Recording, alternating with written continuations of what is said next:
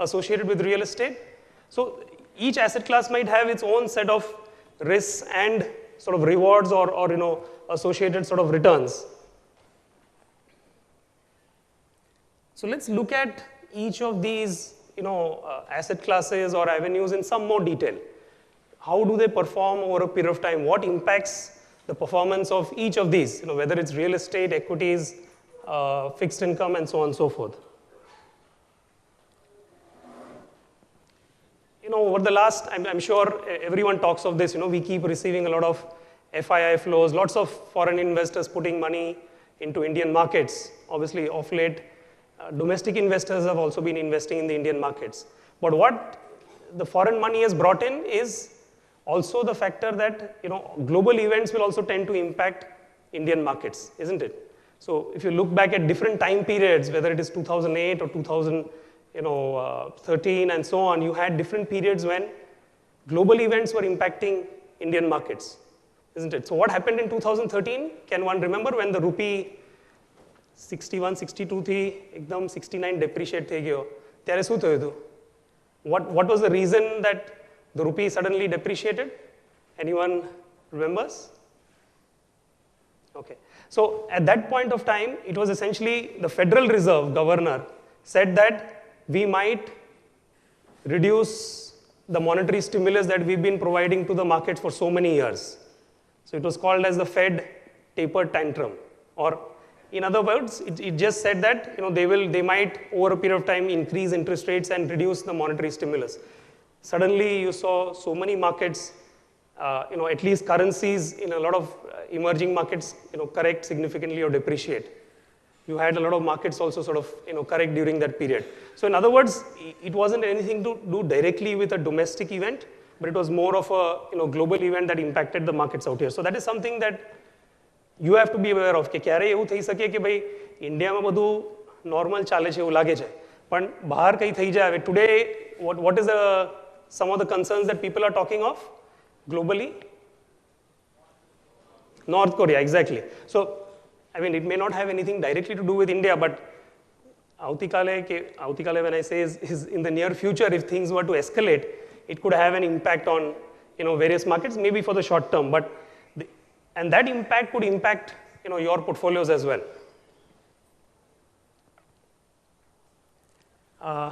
Again, a very simple, maybe a basic question to all of you. Can anyone tell me what the price of petrol and diesel was in 1990 or so? Or around that period? 25. So was it petrol or diesel 25? Petrol. Biju koi kahi sake chhe? So 25 is not the right number. Ketla 14 rupiya? Acha. Okay. And the price of gold? 3,300. Wow. That's a very specific number. Interesting. Somewhere close to that. So, petrol was at about 10 rupees. Diesel was at about 5 rupees a liter. Gold was at about 2,000 rupees per 10 grams. So, and today we know the prices, right? So, one thing that you need to be aware, jare tame portfolio construct karta hai, ki tame portfolio jare view karta hai, that inflation has an impact on your wealth. So therefore, when you look at returns, what you should look at is real returns, right? Above inflation, what is the return that I'm generating in my portfolio? Today, you may think that, okay, aaj inflation as per what the government says is at about 3, 4, 5%. So may not be that high as such, but you could have periods when inflation could vary a lot. So therefore, you need to be aware that inflation sort of impacts your wealth. So let's look at some more detail in terms of how these different asset classes have performed over a period of time.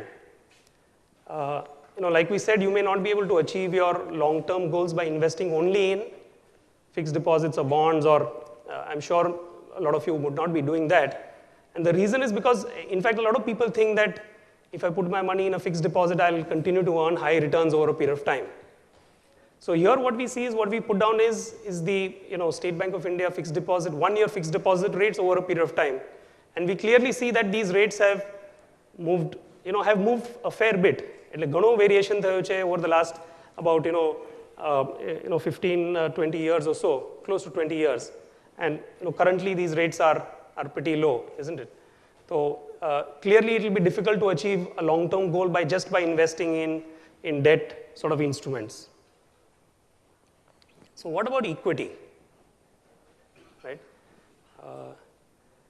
Obviously, that's what we are always told, right? Over the long term, equity would do well. And that's what is shown here as well. That over the long term, equity tends to perform well. Over the last about, again, 20 years or so, equity has generated a return of about 12% on a compounded kind of basis. So which is pretty good. But what are the other characteristics of equity? Equity में invest करो, so what are the other things that you have to keep in mind? Right? You will have periods in which there could be large losses in that asset class, and at times these losses can take fairly long periods to recover.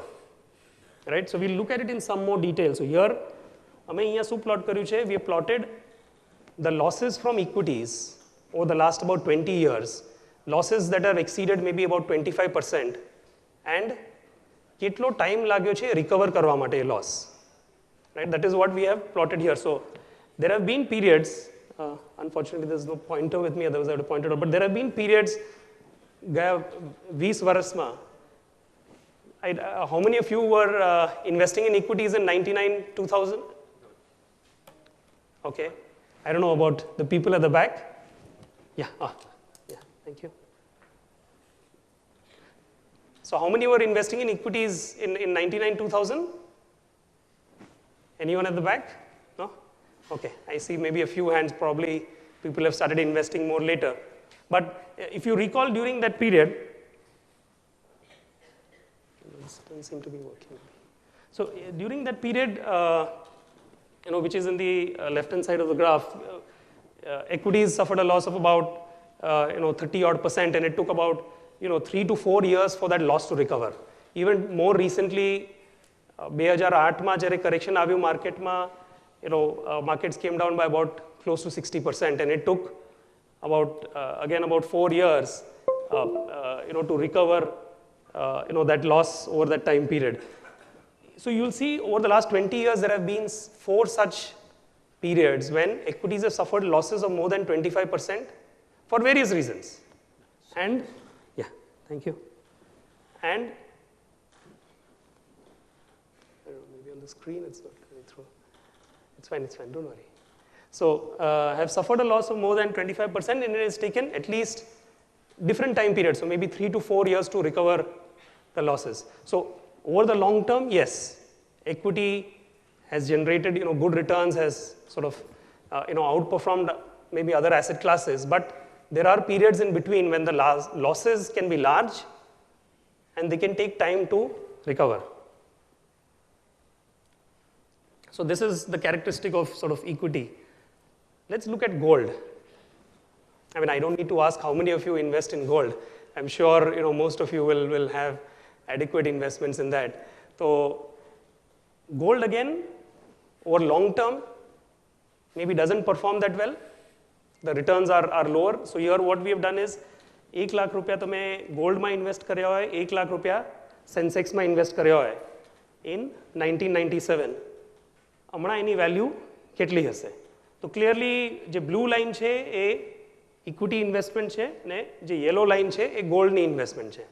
એટલે gold તમે clearly જોશો, it is much lower than what the equity investment, the value of the equity investment would have been. But is there a benefit to investing in gold?